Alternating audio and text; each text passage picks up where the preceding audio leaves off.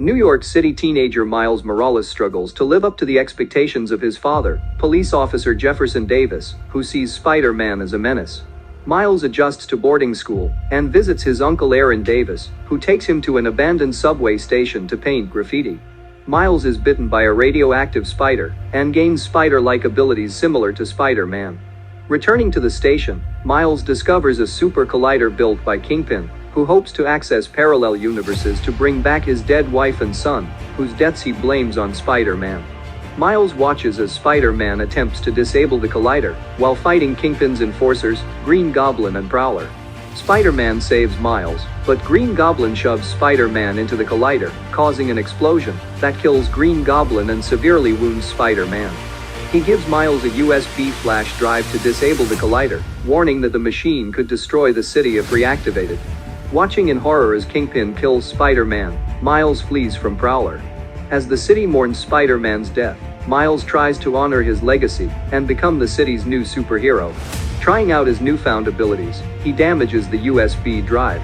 At Spider-Man's grave, Miles meets Peter B. Parker, an older, worn-down version of Spider-Man from another dimension. Upon meeting him, Miles discovers his ability to emit a bioelectric venom blast. Peter reluctantly agrees to train Miles in exchange for help stealing data to create a new drive. They infiltrate Kingpin's research facility, and Miles discovers he has the power to turn invisible. They are confronted by scientist Olivia Octavius, who determines that Peter will die from cellular decay if he remains in their dimension. Chased through the laboratory and surrounding forest by Octavius, Miles and Peter are rescued by Gwen Stacy, a Spider-Woman from another dimension. They find Peter's aunt, May Parker, who is sheltering more spider people from other dimensions, Spider-Man Noir, Peony Parker, and Spider-Ham, who are also deteriorating. Miles offers to disable the collider so the others can return home, but they tell him he lacks experience. Distraught, Miles retreats to Aaron's home, where he discovers Aaron is Prowler. Miles returns to May's house, where Peony has completed the new drive. He is followed by Kingpin, Prowler, Octavius, Scorpion, and Tombstone.